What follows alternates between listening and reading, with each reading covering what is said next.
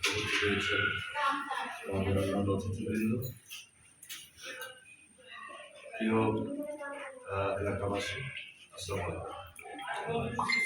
এই যে চিকিৎসার ব্যাপারে আমরা রেড ক্রিসেন্ট সোসাইটিকে একটি জীবন্ত সংগঠন হিসেবে আমরা মূলত রাস্তাঘাটের পরে বা ক্ষমতা আসার পরে আমরা এই রেড ক্রিসেন্টকে জীবন্ত দেখতে পেরেছি।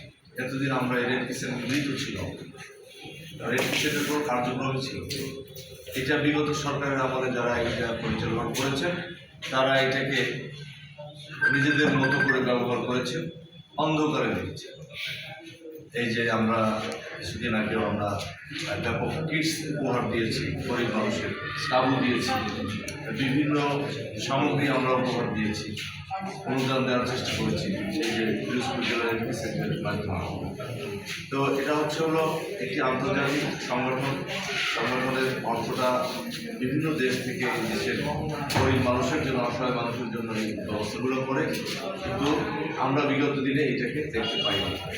আমরা প্রত্যেকটা এলাকায় এই যে ফ্রি চিকিৎসা বলেন, যথাসময়ে আপনার তাবু বলেন, টিন বলেন, খাদ্য সামগ্রী বলেন, দুর্যোগের এই আপনার রেড ক্রিসেন্টকে সক্রিয় করা বলেন, সমস্ত যুব রেড ক্রিসেন্টের আমরা নাজিরপুরে একটা কমিটি দিয়েছি জেলায়। এরপরে আমরা আরও নানা করেছি।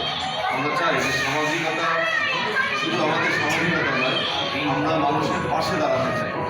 সেই ক্ষেত্রে আজকের যে আয়োজন, যে চিকিৎসা ব্যবস্থা, এর জন্য আমি দেখলাম যে শিলিগুড়িতে হয়তো অসুস্থ মানুষের সংখ্যা কম, অথবা ফ্রি চিকিৎসা নেওয়ার মনোভাব বা এটা লজ্জা মনে করতেছে মানুষ। আসলে এটা ঠিক না, এই সচেতনতা বেরোতে হবে। আর যেহেতু এটা বিগত দিনে এই প্র্যাকটিস ছিল না, হয়তো সেই কারণে এটা হতে পারে। উন্নত বিশ্বে কিন্তু মানুষ সিরিয়াল দিয়ে কিন্তু সরকারি ট্রিটমেন্ট নেয়, সিরিয়াল দিয়ে ট্যাক্স দেয়, সিরিয়াল দিয়ে তারা কিন্তু সদাই কেনে।